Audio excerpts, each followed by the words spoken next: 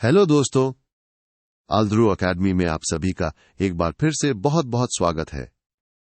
मैं हूं आपका अपना दोस्त, आपका अपना एजुकेटर, और आज हम BMOU कोटा के MCOM 02 यानी व्यावसायिक वातावरण विषय के लिए एक धमाकेदार क्रैश कोर्स लेकर आए हैं। जून 2026 की परीक्षाओं के लिए हम सेक्शन ए के सबसे महत्वपूर्ण 20 प्रश्न, जो सिर्फ 2 मार्क्स के होते हैं, उनको बिल्कुल आसान भाषा में कवर करेंगे। ये प्रश्न आपको 75% से ज्यादा नंबर दिलाने में बहुत मदद करेंगे। तो चलिए बिना किसी देरी के शुरू करते हैं आज की ये जबरदस्त क्लास। तो दोस्तों, हमारा पहला सवाल है, आर्थिक नियोजन या पंचवर्षीय योजना क्या है?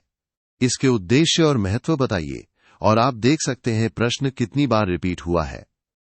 दिसंबर 2015 से लेकर जून 2022 तक हर साल ये सवाल किसी न किसी रूप में आया है। ये बहुत बहुत बहुत महत्वपूर्ण प्रश्न है, इसे तो आपको घोलकर पी जाना है। चलिए देखते हैं इसका जवाब क्या है। तो साथियों, आर्थिक नियोजन का सीधा सा मतलब है अपनी अर्थव्यवस्था का पूरा जायजा लेना, मतलब एक तरह से सर्वे करना और फिर कुछ खास लक्ष्यों को पाने के लिए आर्थिक फैसले लेना। जैसे हमारे पास जो भी संसाधन है उनका सबसे अच्छा इस्तेमाल कैसे हो, देश का आर्थिक विकास कैसे हो और समाज का भला कैसे हो, इन्हीं सब बातों को ध्यान में रखकर योजनाएं बनाना, यही तो है आर्थिक नियोजन। अगला प्रश्न, प्रश्न संख्या 2, आर्थिक नीति क्या है? इसके उद्देश्य बताइए और देखिए भी कितना बार पूछा गया है। दिसंबर 2015, दिसंबर 2023, दिसंबर 2019। मतलब ये भी एक हॉट टॉपिक है मेरे प्यारे विद्यार्थियों, इसे भी बिल्कुल मिस मत कीजिएगा। इसको आप ऐसे समझिए, आर्थिक नीति वो सरकारी नियम और कानून हैं जो देश की सारी आर्थिक गतिविधियों को कंट्रोल करते हैं। इनका मेन मकसद क्या होता है? पहला, देश का आर्थिक विकास हो। दूसरा, चीजों के दाम स्थिर रहें, मतलब महंगाई न बढ़े। तीसरा, सबको पूरा रोजगार मिले। और चौथाई का बंटवारा सही तरीके से हो, ऐसा न हो कि कुछ लोग बहुत अमीर हो जाएं और बाकी सब गरीब रह जाएं। यही सब आर्थिक नीति के मुख्य उद्देश्य होते हैं। चलिए अब बढ़ते हैं प्रश्न 3 की ओर। फीमा क्या है? इसके उद्देश्य समझाइए। दोस्तों, ये तो सुपर डुपर इंपॉर्टेंट क्वेश्चन है। देखिए, जून 2024 में भी ये पूछा गया है, मतलब ये तो आपके एग्जाम में आने के पूरे चांसेस हैं। इसे तो आपको रट लेना है। तो दोस्तों, फेमा का पूरा नाम है फॉरेन एक्सचेंज मैनेजमेंट एक्ट। इसका काम क्या है? भारतीय विदेशी व्यापार और जो भी इंटरनेशनल पेमेंट होते हैं उनको आसान बनाता है। साथ ही भारत में जो फॉरेन एक्सचेंज मार्केट है उसे भी सही तरीके से डेवलप करने में मदद करता है, ताकि सब कुछ सुचारू रूप से चले, कोई दिक्कत न आए। अब आता है प्रश्न संख्या 4। श्रम संनियम या श्रम कानून को परिभाषित कीजिए और इसके उद्देश्य बताइए। ये भी देखिए कितनी बार रिपीट हुआ है। दिसंबर 2023 में भी आया है, मतलब ये भी परीक्षा के लिए बहुत जरूरी है। सरल शब्दों में कहें तो श्रम संनियम वो कानून होते हैं जो फैक्ट्रियों और कंपनियों में काम करने वाले मजदूरों की काम करने की कंडीशंस को और मालिकों की जिम्मेदारियों को कंट्रोल करते हैं। इनका मुख्य उद्देश्य है श्रमिकों के अधिकारों की रक्षा करना और उन्हें सामाजिक सुरक्षा देना, ताकि उनके साथ कोई अन्याय न हो। अगला प्रश्न, प्रश्न 5, कंपनी अधिनियम प्रविवरण और समापन को परिभाषित या व्याख्या करें। दोस्तों, एक ही प्रश्न में कई सारे कॉन्सेप्ट्स को कवर कर रहा है और ये भी जून 2023 तक रिपीट हुआ है, तो ध्यान से समझिएगा। तो देखिए, कंपनी क्या है? ये कुछ लोगों का एक ग्रुप होता है जो एक ही मकसद के लिए साथ आते हैं। इसे कंपनी अधिनियम के नियमों से चलाया जाता है। अब प्रविवरण क्या है? ये एक तरह का ऑफर होता है जब कोई कंपनी अपने शेयर या डिबेंचर बेचती है। और समापन का मतलब है जब कोई कंपनी कानूनी तौर पर बंद हो जाती है, उसका काम खत्म हो जाता है। बहुत ही आसान है ना दोस्तों? अगर आप भी अपने MCOM 02 में 75% से ज्यादा मार्क्स पक्के करना चाहते हैं तो हमारी ये पूरी सब्जेक्ट गाइड PDF अभी डाउनलोड कर लीजिए। इसमें आपको ऐसे ही और भी बहुत सारे महत्वपूर्ण प्रश्न और उनके आसान जवाब मिलेंगे। डायरेक्ट लिंक आपको नीचे डिस्क्रिप्शन बॉक्स में मिल जाएगा। देर मत कीजिए, भी क्लिक कीजिए और अपनी तैयारी को सुपरचार्ज कीजिए। चलिए बढ़ते हैं प्रश्न संख्या 6 की ओर। भुगतान संतुलन को परिभाषित कीजिए। ये भी कई बार पूछा गया है, तो ध्यान से सुनिएगा। इसको ऐसे समझिए, भुगतान संतुलन एक तरह का रिकॉर्ड होता है। इसमें एक देश के लोग और बाकी पूरी दुनिया के बीच एक खास समय में जितने भी पैसे का लेन देन हुआ है, चाहे वो सामान खरीदने बेचने का हो या सर्विस का या निवेश का, उन सबका हिसाब किताब रखा जाता है। ये बताता है कि देश ने कितना कमाया और कितना खर्च किया। प्रश्न 7, वैश्वीकरण से आप क्या समझते हैं? दोस्तों, ये तो आज के समय का सबसे ट्रेंडिंग टॉपिक है, और देखिए जून 2024 में भी ये आया है। मतलब ये तो आपको पता होना ही चाहिए। वैश्वीकरण का मतलब है जब एक देश की इकोनॉमी पूरी दुनिया की इकोनॉमी के साथ जुड़ जाती है। इसमें क्या होता है? सामान, सेवाएं, पैसा और आइडियाज बिना किसी बड़ी रुकावट के एक देश से दूसरे देश में आते जाते हैं। मतलब पूरी दुनिया एक ग्लोबल विलेज बन जाती है, जहां आर्थिक लेन देन बहुत आसान हो जाता है। अब बात करते हैं प्रश्न 8 की। तकनीकी वातावरण को परिभाषित कीजिए। ये भी कई बार पूछा गया है, खासकर टेक्नोलॉजी के इस दौर में तो ये और भी जरूरी हो जाता है। तकनीकी वातावरण का मतलब है वो सारा ज्ञान, वो सारे आविष्कार और नई नई टेक्निक्स जो किसी भी बिजनेस को चलाने के तरीके को प्रभावित करती हैं। जैसे कोई नई मशीन आ गई या कोई नया सॉफ्टवेयर आ गया, तो इससे चीजें बनाने और उन्हें लोगों तक पहुंचाने का तरीका बदल जाता है। यही है तकनीकी वातावरण। प्रश्न संख्या 9, व्यावसायिक वातावरण क्या है? इसके घटक बताइए। दोस्तों, ये तो आपके सब्जेक्ट का ही नाम है, तो ये तो आपको आना ही चाहिए। और देखिए, भी जून 2023 तक रिपीट हुआ है। व्यावसायिक वातावरण का मतलब है वो सारी चीजें, वो सारे फैक्टर्स जो किसी भी बिजनेस पर सीधा या उल्टा असर डालते हैं।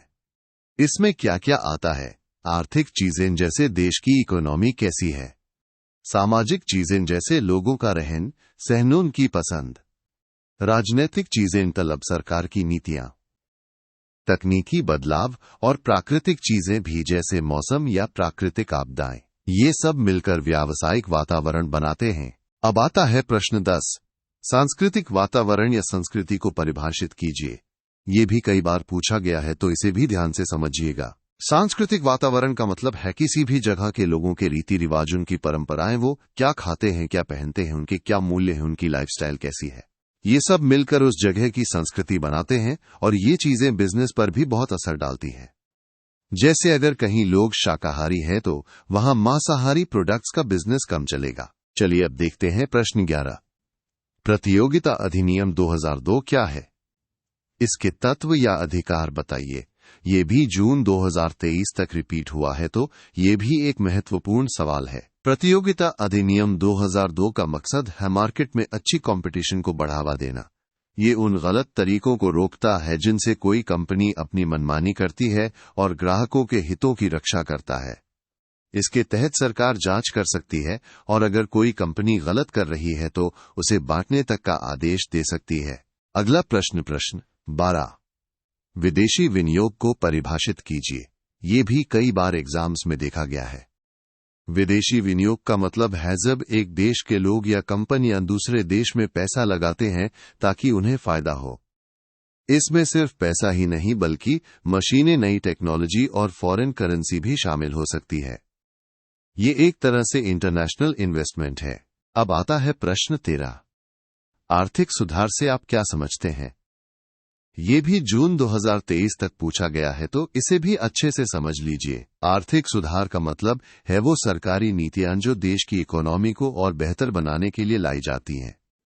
इसमें 3 मुख्य बातें होती हैं। उदारीकरण मतलब नियमों को आसान बनाना, निजीकरण मतलब सरकारी कंपनियों को प्राइवेट हाथों में देना, और वैश्वीकरण मतलब अपनी इकोनॉमी को दुनिया से जोड़ना। इन सब का मकसद होता है देश के आर्थिक विकास को तेजी देना। प्रश्न 14, रुग्ण या अस्वस्थ उद्योग या औद्योगिक रुग्णता से आप क्या समझते हैं? ये भी एक महत्वपूर्ण सवाल है जो कई बार रिपीट हुआ है। औद्योगिक रुग्णता का मतलब है जब कोई फैक्ट्री या कंपनी लगातार घाटे में चल रही हो और उसका सारा पैसा खत्म हो जाए। आसान भाषा में कहें तो जब कोई बिजनेस इतना बीमार हो जाए कि उसे बचाना मुश्किल हो जाए, तो उसे रुग्ण उद्योग कहते हैं। चलिए अब देखते हैं प्रश्न 15, नियमन नीति को परिभाषित कीजिए। ये भी कई बार पूछा गया है। नियम और नीति का मतलब है वो सारे नियम और कानून जो सरकार बनाती है ताकि बिजनेस सही तरीके से चले और उन्हें कंट्रोल किया जा सके। ये नियम बिजनेस को एक कानूनी ढांचा देते हैं ताकि कोई भी अपनी मनमानी न कर सके और सब कुछ व्यवस्थित रहे। और हाँ दोस्तों, अगर आपको MCOM के दूसरे सब्जेक्ट्स के लिए भी ऐसी ही प्रीमियम गाइड्स चाहिए तो वो भी डिस्क्रिप्शन बॉक्स में उपलब्ध हैं। MCOM 01, MCOM 03, MCOM 04, MCOM 06, MCOM 07, MCOM 08 और MCOM 09, इन सभी की गाइड्स आपको मिल जाएंगी। अपनी तैयारी को और मजबूत बनाने के लिए अभी चेक करें। अब आता है प्रश्न 16। व्यावसायिक नीति शास्त्र को परिभाषित कीजिए और इसकी विशेषताएं बताइए। ये भी एक इम्पॉर्टेंट सवाल है। व्यावसायिक नीति शास्त्र का मतलब है बिजनेस में सही और गलत क्या है ये तय करने वाले नैतिक सिद्धांत और मूल्य। ये हमें सिखाता है कि बिजनेस को ईमानदारी से, पारदर्शिता से और समाज के प्रति अपनी जिम्मेदारी निभाते हुए कैसे चलाना चाहिए। ये सिर्फ मुनाफे के बारे में नहीं बल्कि सही तरीके से बिजनेस करने के बारे में है। प्रश्न 17। भारतीय अर्थव्यवस्था की विशेषताएं या कमियां बताइए। दोस्तों, ये तो हर साल पूछा जाता है। दिसंबर 2023 और जून 2023 में भी ये सवाल आया है, तो ये तो आपको बिल्कुल रट लेना है। भारतीय अर्थव्यवस्था की कुछ मुख्य बातें क्या हैं? पहला, एक कृषि प्रधान है, मतलब ज्यादातर लोग खेती पर निर्भर हैं। दूसरा, यहां प्रति व्यक्ति आय कम है, मतलब हर व्यक्ति औसतन कम कमाता है। और तीसरा, औद्योगिक पिछड़ापन है, मतलब अभी भी उद्योगों का विकास उतना नहीं हुआ है जितना होना चाहिए। ये इसकी कुछ प्रमुख विशेषताएं और कमियां हैं। अब देखते हैं प्रश्न 18। आर्थिक वातावरण क्या है? ये भी कई बार रिपीट हुआ है। आर्थिक वातावरण का मतलब है वो सारी चीजें, वो सारी परिस्थितियां और ताकतें जो किसी भी बिजनेस के पैसे कमाने के तरीके को प्रभावित करती हैं। जैसे देश की आर्थिक ग्रोथ कैसी है, महंगाई कितनी है, लोगों की खरीदने की ताकत कितनी है, ये सब आर्थिक वातावरण का हिस्सा है। प्रश्न 19। लघु उद्योग को परिभाषित कीजिए। ये भी एक महत्वपूर्ण सवाल है। लघु उद्योग वो छोटे बिजनेस होते हैं जहां प्लांट और मशीनरी खरीदने में 5 करोड़ रुपए से कम का इन्वेस्टमेंट होता है। ये ज्यादातर ऐसे उद्योग होते हैं जहां मशीनों से ज्यादा लोग काम करते हैं, मतलब ये श्रम प्रधान होते हैं। ये हमारी इकोनॉमी के लिए बहुत जरूरी हैं। और अब हमारा आखिरी प्रश्न 20। निर्यात संवर्धन क्या है? ये भी कई बार पूछा गया है। निर्यात संवर्धन का मतलब है वो सारे एफर्ट्स, वो सारे प्रयास जो कोई देश अपने एक्सपोर्ट्स को बढ़ाने के लिए करता है। ऐसा क्यों किया जाता है? ताकि देश ज्यादा से ज्यादा विदेशी मुद्रा कमा सके, जो देश की इकोनॉमी के लिए बहुत अच्छी होती है। तो दोस्तों, ये थे हमारे MCOM 02 व्यावसायिक वातावरण के सेक्शन A के टॉप 20 सबसे महत्वपूर्ण प्रश्न। मुझे पूरी उम्मीद है कि ये क्रैश कोर्स आपकी परीक्षा की तैयारी में बहुत मदद करेगा। इन सभी प्रश्नों को अच्छे से रिवाइज कर लीजिएगा। अगर आपको ये वीडियो पसंद आया हो तो इसे लाइक करना, अपने दोस्तों के साथ शेयर करना और आल्द्रू अकेडमी को सब्सक्राइब करना बिल्कुल मत भूलिएगा। और हाँ, डिस्क्रिप्शन में दिए गए हमारे टेलीग्राम और इंस्टाग्राम लिंक्स को भी चेक कर लीजिएगा। याद रखिए, मेहनत का फल सफलता है। आप सभी को आपकी परीक्षाओं के लिए मेरी तरफ से ढेर सारी शुभकामनाएं। बेस्ट ऑफ लक मेरे प्यारे विद्यार्थियों।